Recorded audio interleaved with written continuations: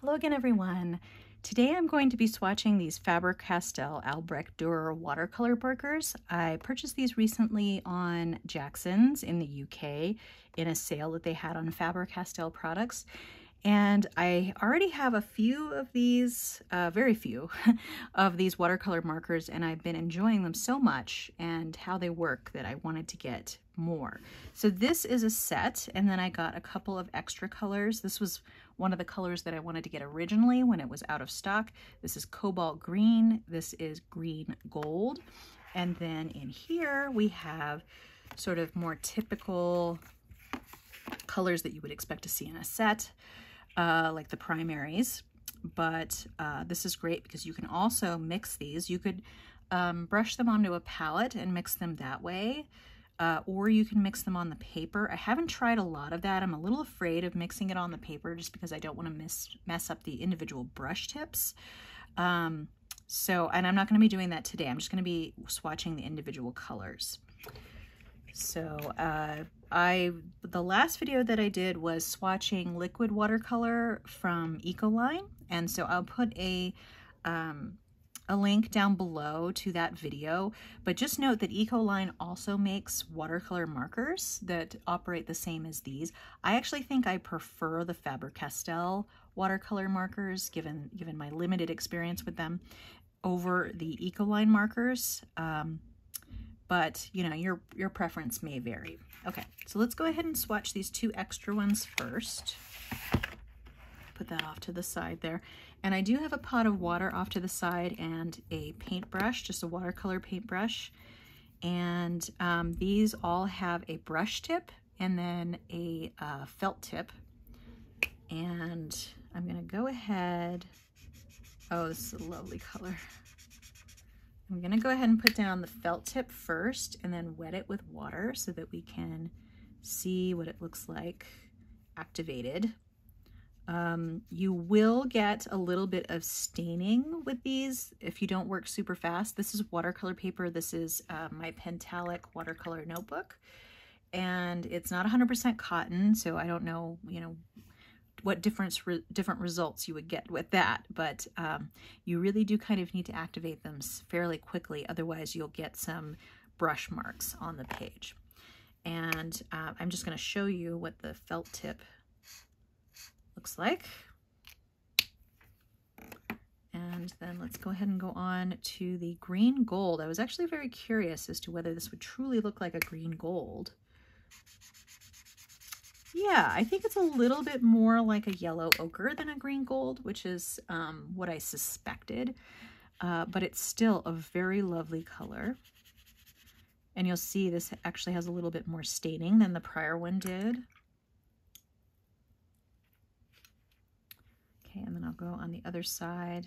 I'm not going to activate the felt tip brush lines. I'm just going to leave them there so you can see what that looks like if you just draw straight out of the pen. Okay, and I'm going to go light to dark here. So this first color is dark chrome yellow. And actually part of the reason why I got this set is because I was trying to build a set of my own from the individual markers, and then a lot of the same colors that I was building up were part of this set. So I went ahead and got the set, which is slightly more economical.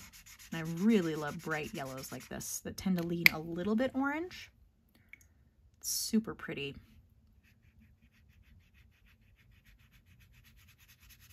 And definitely seems like some colors activate a little bit better than others without as much ghosting. And by ghosting, I just mean you could see where I put the brush marks. Okay, so that's chrome yellow. And then this one is orange glaze, which looks like a very vibrant orange. Oh yes, does not disappoint. I have been warming up to oranges. I didn't used to like them at all. But I definitely am liking them a little bit more now. And part of that is actually actively trying to see if I could get myself to like orange. But orange in regular watercolor actually does lead to some really cool mixes. Okay, and this is, let's see, where's the color? Okay, so this is pigmented ink. So that is different than watercolor. And these are probably not going to be as light fast. But again, these are artist quality. So I think they do have a little bit more light fastness than some lower quality watercolor markers. But I would suggest if you're going to use these on a professional piece or something like that, that you do look into that a little bit more, because I did not. And I don't want you to have things fade on you. Okay, so this is Pale Geranium Lake. And I actually think these stars here indicate how light fast it is. This is 3 stars. This previous one was 3 stars, 3 stars. Looks like I'm not really seeing anyone that doesn't have 3.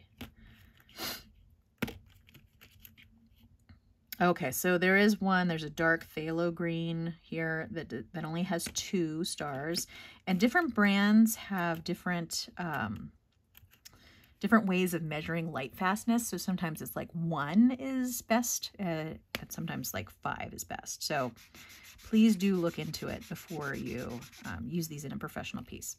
So this is Pale Geranium Lake. I mean, the nice thing about these is that you can essentially draw with these. And you can't really draw very easily with regular watercolor. And then you can blend out the edges, which is really nice. So it gives you some additional functionality that you don't have with normal watercolor.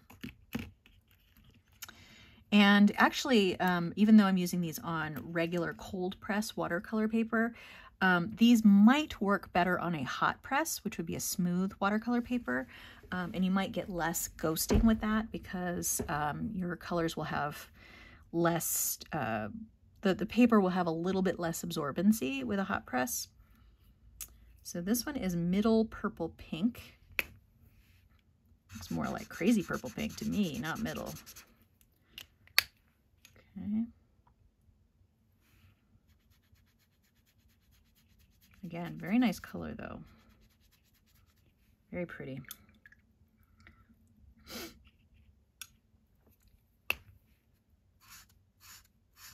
And you do generally get like brighter pigmentation with these pigmented inks. Okay, so this next one is Ultramarine, which is definitely lighter than the marker would indicate, or darker, I mean.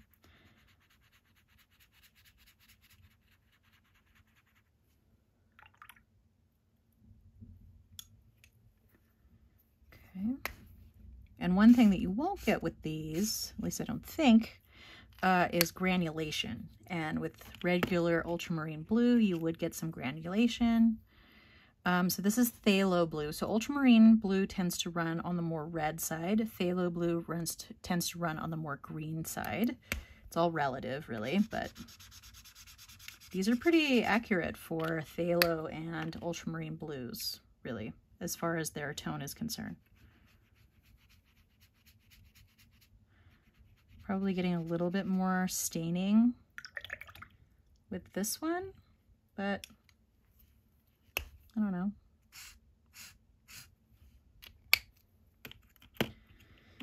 Okay, so this was the first one that I saw that only had 2 stars for light fastness. This is Dark Phthalo Green.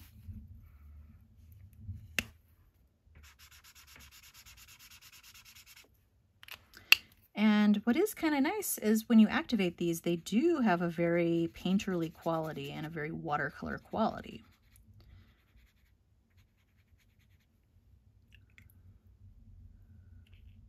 You might be getting a little bit of sparkle from the gold Ecoline that I swatched before these.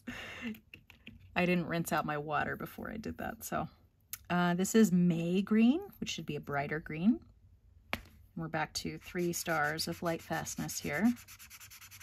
That's pretty. That I feel like is slightly closer to a green gold than the green gold is. I think the green gold is more like yellow ochre, and this one is more like green gold. Okay, and then there are only 2 more left in this set. One is dark sepia, and the next one is black. And I did already purchase in a prior purchase indigo, which is the color that I like to have in pretty much all of my media. And this is kind of nice. The more water you add, the more you can kind of dilute that pigment. It is really nice in that it doesn't stain super right away. And that's a beautiful brown. I really like that. And then black should pretty much just be black. So let's see.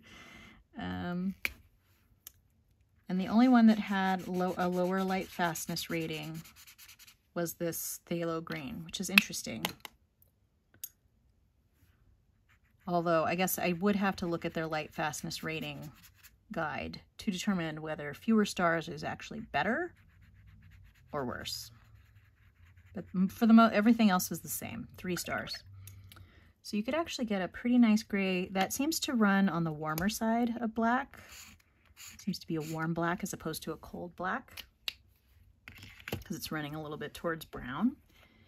But let's go ahead and look at these again, closer up. These are actually really nice. And just the set itself has a lot of really nice colors in it. And they're not super garish, which is nice too. All right. So I think that's all I had for you today. Feel free to subscribe to keep track of future videos on my channel. If you enjoyed this video, give it a like. I hope to see you next time, but in the meantime, have a great day. Thanks so much. Bye.